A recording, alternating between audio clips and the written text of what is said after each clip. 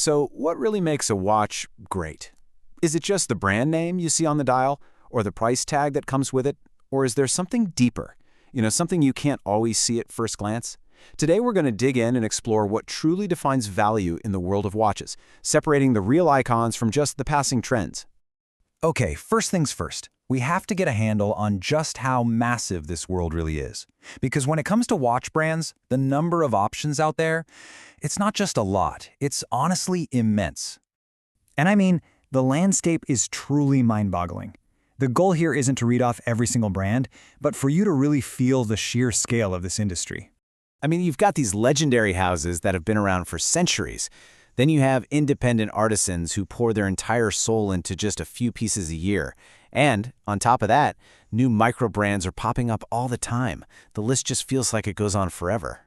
So whether you're just getting into watches or you're a seasoned collector, seeing all this, it kind of leads to a pretty big question, right? Right. So how, in this endless sea of options, does one single timepiece manage to rise above all that noise and become a true icon? What's the secret sauce that separates a legend from, well, just another watch? To figure that out, let's dive into a perfect case study.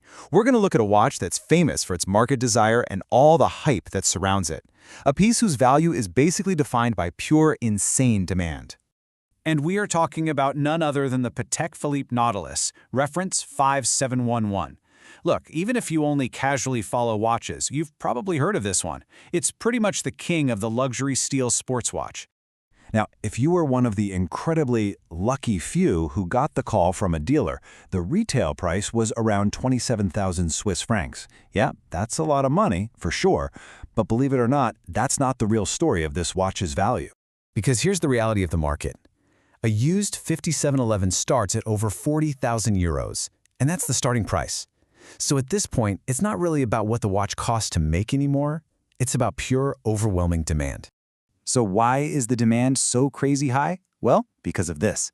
At its peak, the waiting list to buy one at retail was supposedly 8 years long. 8 years! That kind of scarcity creates its own kind of gravity, It just pulls in more and more desire and hype until the watch becomes a total phenomenon. But the hype isn't just about how hard it is to get. It's also about its totally unique design. It was created by the legend himself, Gerald Genta, who also designed the Audemars Piguet Royal Oak. But the Nautilus, it just has a different feel. It's a little softer, rounder, maybe more elegant.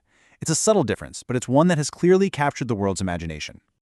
Okay, so we've seen how market forces and insane levels of hype can create enormous value. But is that all there is to it? Of course not. To really understand what makes a watch great, we need to look past the dial. We have to go inside the case. And this brings us to the art inside the watch. A good way to think about it is like a high-performance car. The case and the dial, that's the beautiful bodywork. But the engine, the real heart and soul of the thing, that's the movement. And this is where we find a completely different kind of value. We're talking about something called movement finishing. Basically, these are traditional artistic techniques used to decorate all the tiny little metal parts inside. These are details that go way beyond what's actually needed for the watch to just tell time. This isn't just engineering, it's pure artistry. And the level of detail here is it's incredible.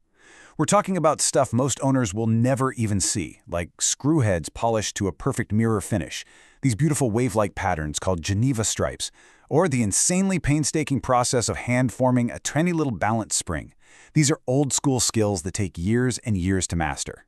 Now, this focus on the art inside the watch, it kind of leads to two different, but you could argue equally valid, philosophies on what makes a high-quality movement. On one side, you have the absolute marvels of modern manufacturing. Think brands like Rolex, Omega, and Grand Seiko. They use these incredible machines to create movements that are not just stunning to look at, but are also supremely accurate and super reliable timekeepers. But then, on the other hand, you have traditional hand finishing from masters like Philippe Dufour or legacy brands like Vacheron Constantin, and that is all about history, about craft, and about creating what one source called a direct connection between the person who made the watch and the person who owns it.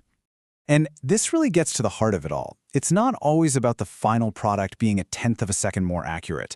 For a lot of enthusiasts, so much of the value is in the how, the process, the philosophy, and the human touch behind the machine.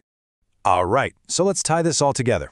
We've got the external value, the stuff that's driven by hype, and we've got the internal value, the stuff that's born from pure artistry. So what's the final answer? What really truly makes a watch great? Well, the reality is, it's never just one thing. A truly great watch is the total package. It's the harmony between the design of the dial, the ergonomics of how it feels on your wrist, the shape and size of the case, its technical specs, and yeah, that beautiful finishing inside the movement. Every single element has to work together in perfect concert. But in the end, maybe the most important factor is an emotional one. This whole idea of connection. I mean, in a world full of disposable tech, the feeling of owning something that was painstakingly finished by an actual human hand, that's a powerful thing. It's a kind of value worth cherishing. And it's a huge part of what makes this whole hobby so special. So the next time you glance down at a watch, on your wrist or someone else's, ask yourself, what am I really looking at here?